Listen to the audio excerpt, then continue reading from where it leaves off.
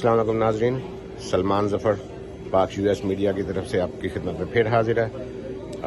आज जो है यहाँ पे इकट्ठे हुए हैं कैंडिडेट्स, जो नवंबर में इलेक्शन है उसके कैंडिडेट्स जो हैं जो इलेक्शन रन कर रहे हैं, उनकी गैदरिंग आज यहाँ पे हुई है।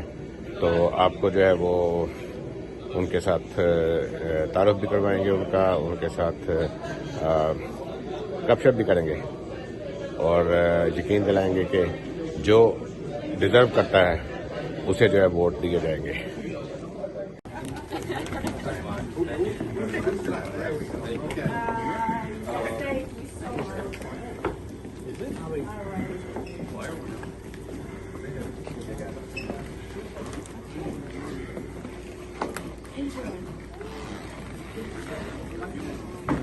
नाज़रीन, हमारे साथ इस वक्त मिस्टर जेकब हैं, वो भी इलेक्शन लड़ रहे हैं और उनसे पूछते हैं कि क्या इलेक्शन लड़ रहे हैं और क्या करने जा रहे हैं। Good morning Jacob. Good morning. How are you? I'm doing well. How about yourself? Okay, so you're running for election. In what position? Legislator. Legislator. 19th district. Okay, county legislator. And what is your planning is if you win election? You will.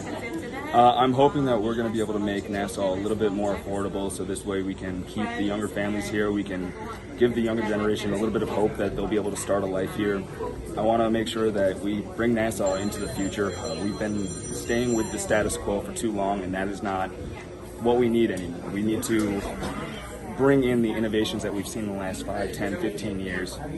We need to address situations that aren't being addressed. I mean, in large, there are still an unfortunate number of people in our county that hold beliefs that are archaic, that are not fit for what we know Nassau can be. I mean, driving here, we see flags, we see groups of people waving Trump flags, waving profanities about Biden. And you know what? You say what you want about the president, critique the president.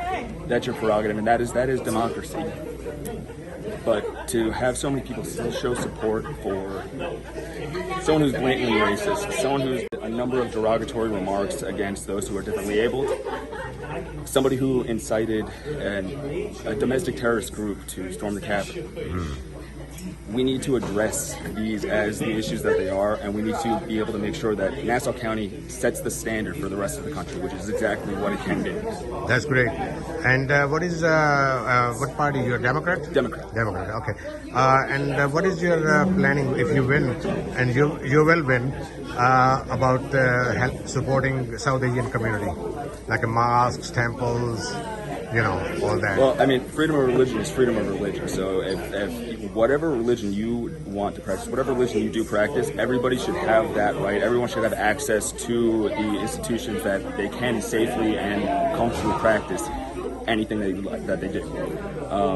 You know, we need to be able to provide these spaces for everybody, for mosques, for temples, for churches. Absolutely everybody needs to feel that they have a voice, that they have a place where they can make their demands and make their voices heard and feel comfortable doing so. Great, thank you so much and good luck. Thank you so much. जी नाज़रीन, हमारे पास इस वक्त candidate हैं, उनका नाम है आइलीन। इनसे पूछते हैं कि what position she is running for. What position you running for? I'm running for legislator in District 13. Okay, good morning. Good morning. So you're running for election for legislator, and what is your planning is if you win, but you will win eventually. Thank you. You know, so what is your planning after you win? There's several things. Good morning again. Go ahead. There's several actions that I think need to be taken to address issues in the community. We need to protect our seniors. Our seniors are getting scammed out of their life savings. To ask a senior to come out at night for an informational event is irresponsible because their vision is limited at night. The second thing is we need to expand our veteran resources. We need more affordable housing for our senior citizens. We need to support our youth that want to go into small businesses. We have vacant buildings, we have vacant stores. Why not utilize them for our youth who maybe are future entrepreneurs and do pop-up stores It does two things. It creates traction in the community, it brings revenue into the community, and it could bring a new business into the community. Those are very, very important things. Now, I am a school board trustee, and one of the policies that I'm very proud of is that we have a policy of diversion and inclusion. And I will bring that ideology with me into the legislature, meaning that everyone has an opportunity. And that's very, very important to me. Let's see what else. Very good comments, you provided. And when you win, what are you planning to support South Asian community? Like Muslim communities, they call them terrorists and this and that, the best way that I can support them is to stand with them. That's it. Thank you. That I will be in attendance. I will have my arms wrapped in their arms to show that they have my support, not by mouth, by physical appearance, Right. because that speaks more volumes. Great. Thank you so much. Oh, you're welcome. And good luck. Thanक you so much. You're welcome. Thank you. नाज़रीन, इस वक्त हम candidate हैं ये controller county controller के, इनसे पूछते हैं कि ये क्या करने हैं. Good morning. When you elected, what are you planning? Well, I mean, the role of the controller is to be the taxpayer watchdog. So the primary focus will always be how do we target our audits? How do we work with County Executive Laura Curran's office to make sure that we're protecting taxpayer money as best as possible? Okay, so you're the money man. If we're successful. Yes. Okay, thank you so much. Good luck. To the flag of the United States of America and to the republic for which it stands, one nation, under God, indivisible, with liberty and justice for all. Thank you. Forum was to, again, we hit hard by pandemic. There were no real activities going around last year. As we have heard always that all politics is local.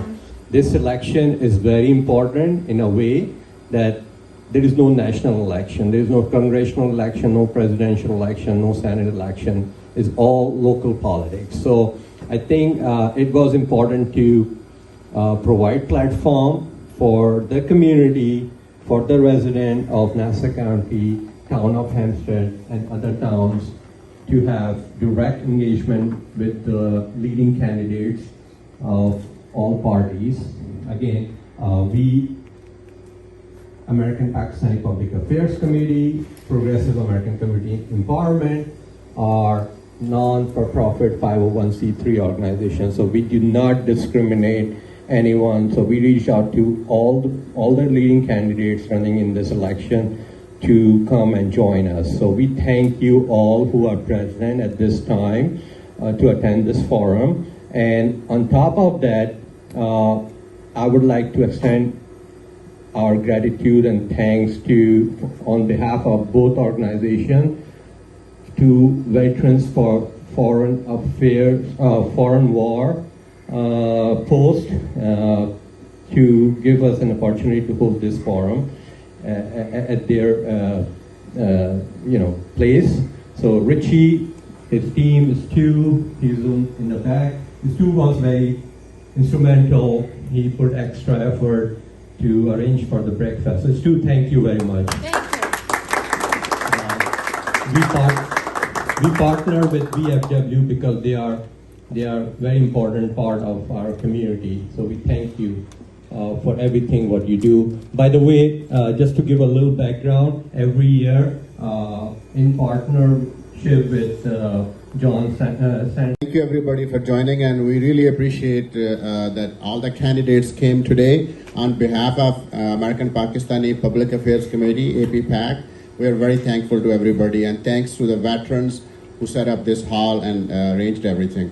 And special thanks to Syed and Saeed Bhai. They are behind this event, and they gathered everybody. Thank you very much. So Saeed Bhai is very famous for doing the events and filling the halls. I did not know that you can do Sunday morning. Thanks to Syed.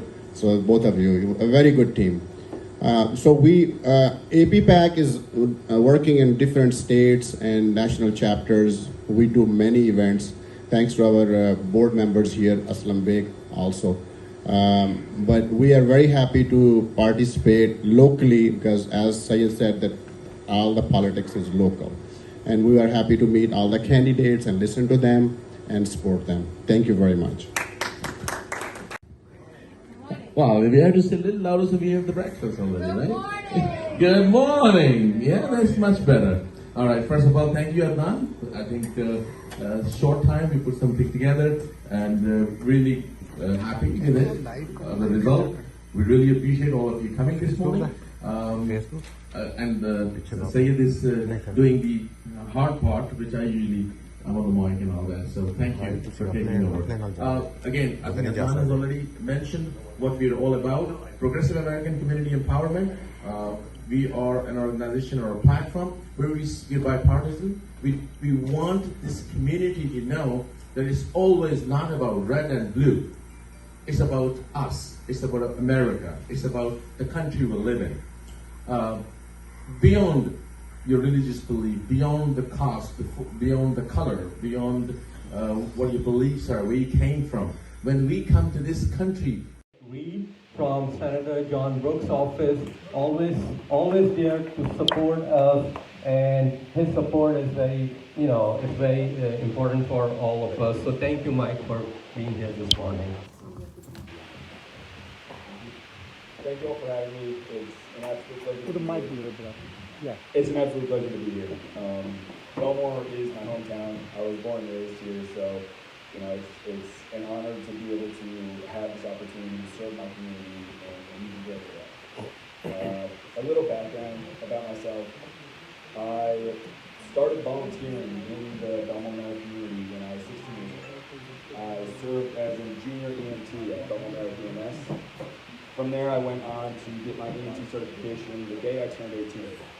And I served as an EMT for a couple years thereafter between both Belmore and the Belmore Fire Department.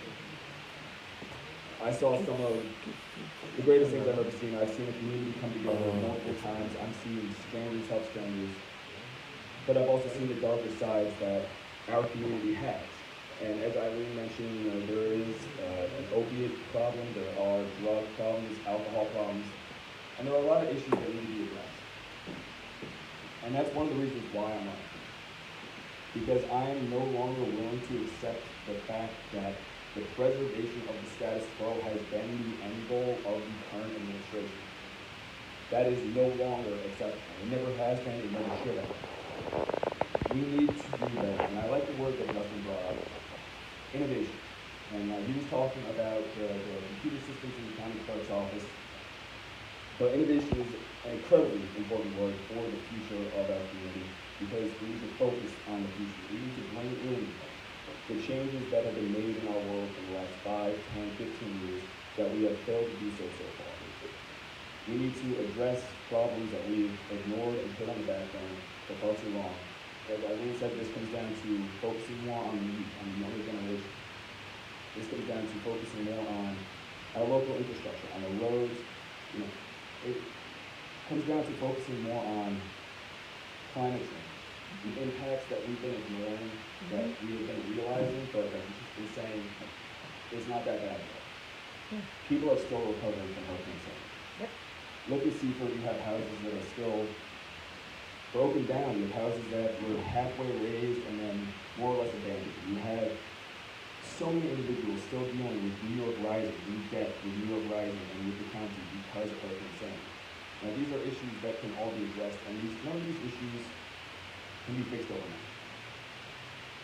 But a baby step is still a step forward. That is still progress.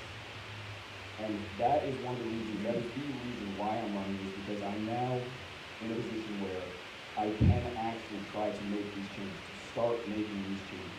And whether it is a 2-year term, a 4-year term, progress is progress. And that's exactly what needs to be done because the status quo is no longer enough. We're in an affordability crisis that we've been heading towards for years now that have not yet been addressed. Nobody has an answer to that, but nobody's trying to find it. And that's what the issue is, and that's what needs to change. we need to be able to provide a voice, to give confidence to the that they can actually make a change in our local government, because they are the future of our local government. If we want them to stay, if we want them to raise a family here, we need to address these issues, and we need to call a spade a spade. The status quo is no longer.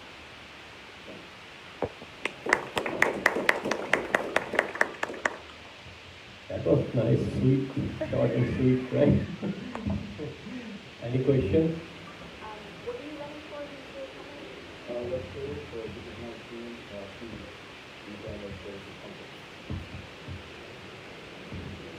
I have a quick question, if you don't mind, and anyone can answer.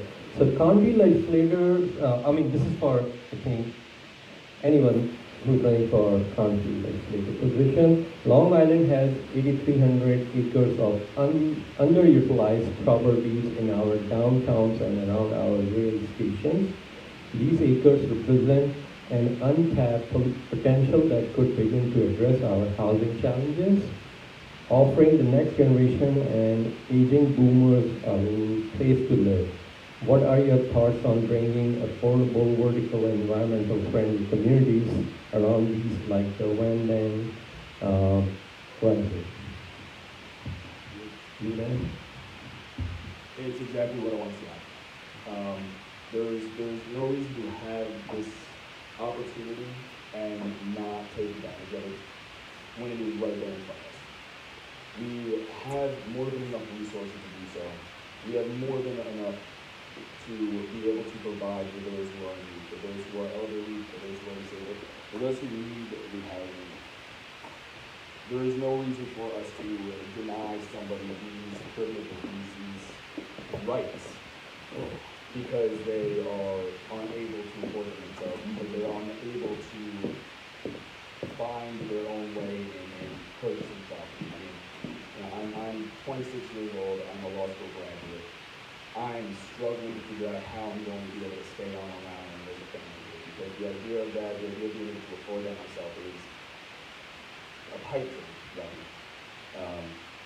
So we absolutely do need to invest our time and our resources into programs that would provide affordable housing to those who absolutely need it, because no matter what we do, there are always going to be people who need it. You know, because you and I are going to be sharing our district, and we're going to be working together, you and I, something that I've been looking into that's really become very prevalent in Long Island, out in Suffolk, is 3D printing housing. Are you familiar with that? I am. Okay, so you realize that the cost is a fraction. The insulation is better, less maintenance, more sustainability, more longevity. I think that that's something that you and I should look at together. Okay, good. I'm with you. Can you just bring up one issue that your opponent is in favor of that you are not, that you have a different stance on? Give us some examples. The situation with police right now. I understand this gentleman over here has raised a couple questions about the police, funding the police, how to address certain complaints with the police. I was a first responder. I have the utmost respect for our police. The police are a necessity. Everybody up there says that point.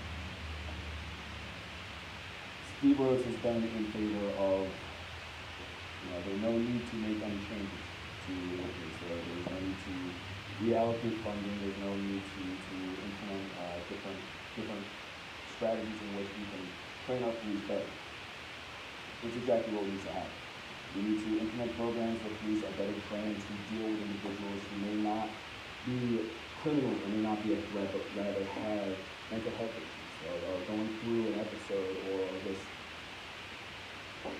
not equipped with the same tools that a normal or everyday individual may have to cope with these feelings and these emotions. And we need to be able to address these situations, and we need to be able to train these police in that way and redress what funding we are giving the police. Not necessarily defund the police, because I'm not in favor of defunding the police. The police are an absolute necessity. But we can look at what money is going to them, where that money is going within the department, and figuring out what part of that funding is necessity, and what part can go to better programs, go elsewhere, go to affordable housing programs, go to, the 3D printed housing, to the schools, to better educate our children, to better make sure that they are prepared to enter the workforce, to either go to college, higher education, go to a trade school, get into the neighborhoods. Mm-hmm. The police is definitely something that I want to address if I'm elected, that my opponent has failed to address. Do you mind if I just, because I want to tail on that something, because you're able to speak about it, I'm not.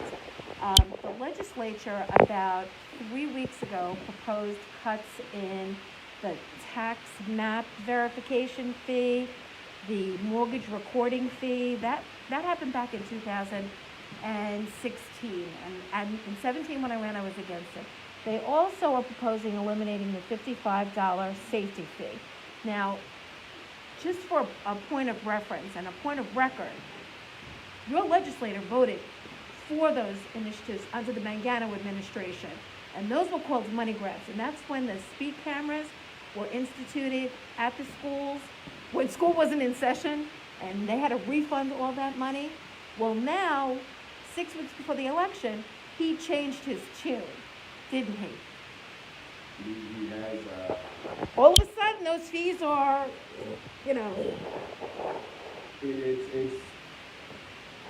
It's my understanding that he has turned a little bit on some situations like that, but even so, it's still not enough to say, okay, these fees, the reduction of these fees Right. is the change that we need. Exactly. Where's the money coming from? It's nothing more than a headline. Exactly.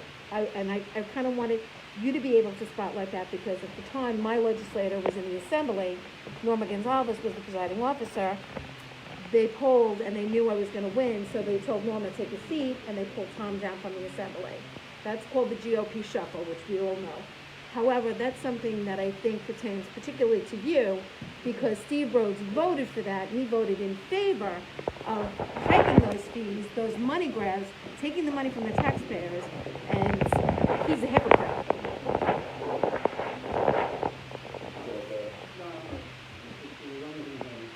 So the following reason about these funds is that, so last year, the executive office of CPO came out and it required the community stakeholders to be part of police reform locally.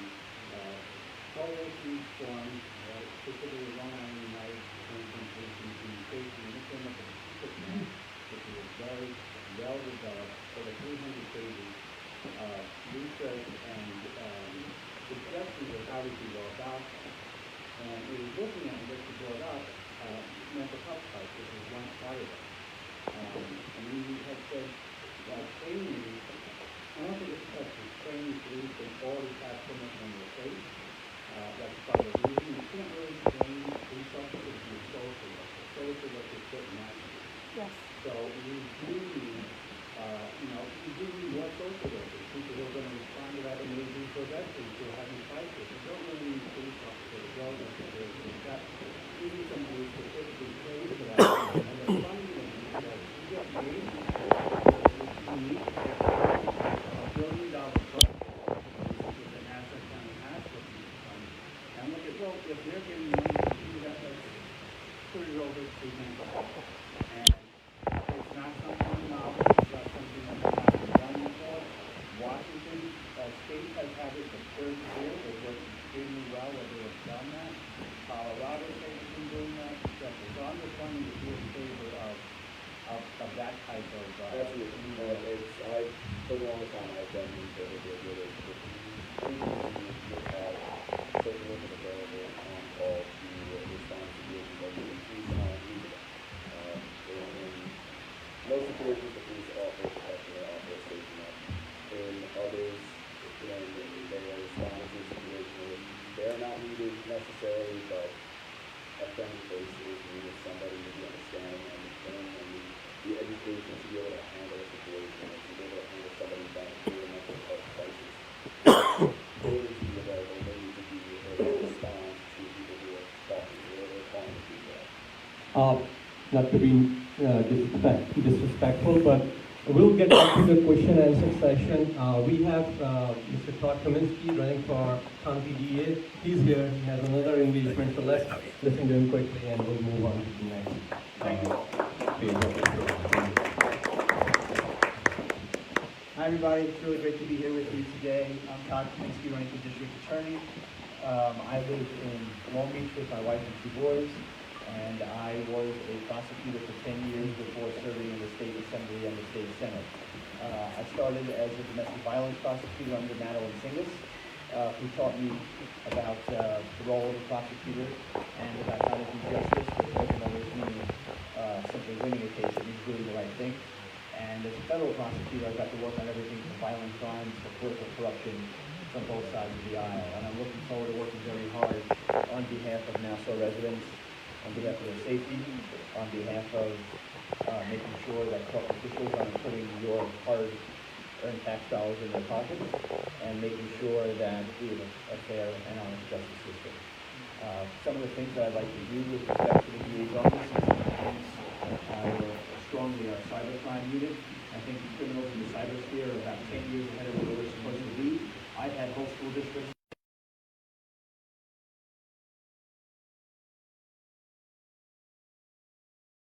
that are coming from other states into our area. And I think that our office needs to do a lot more on political corruption. It's been a long time since you can name a state corruption case that's been made. And you can't tell me that there's not corruption in lots of different corners of our government that we need to explore. There's lots of big tech and the use for that.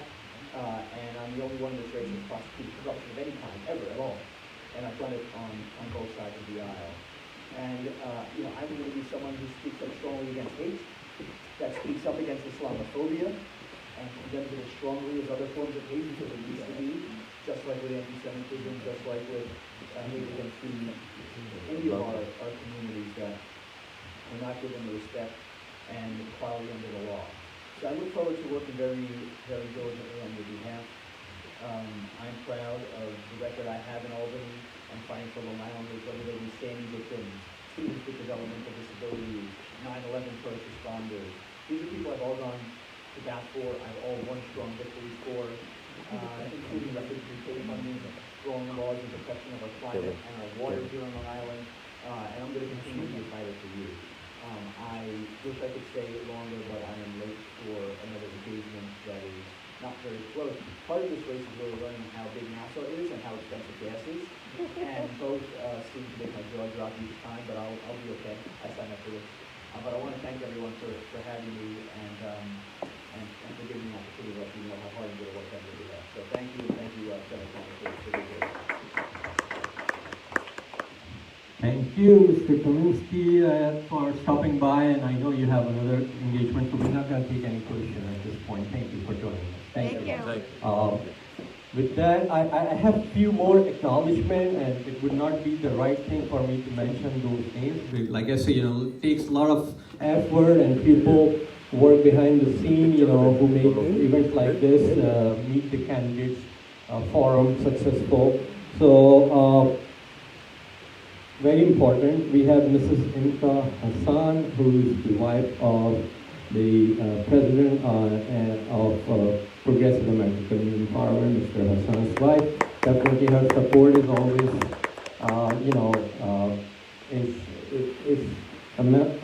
amazing what she does, and she makes things very successful. She helps us organize these events. Thank you. Then we also have Mr. Joe Sackman. He's the organizer and activist. He is a big support of the organization Progressive American Community Parliament and the PAC. So thank you, Joe, for all your support. Jennifer earlier, she was here. She left. Our big help and support is Mr. Mark Soto from Toronto of Long Island, who helped us set up a pantry for the people who observe certain type of, they observe food, and so he helped us reach out to those communities in Suffolk County. So, Mr. Mark, he is here. Halal, right? Halal pantry in front of Long Island, Suffolk. And also, it's very important to acknowledge the media, the ethnic media is present here. They always come out to support, and they are our voice to reach out to the community. So thank you for Mr. Majid Lodi. He has his own print newspaper, and he's our support. Pakistan News. Pakistan News. With that, I have another legislator, Mr. Denise Dunes. He is the current legislator,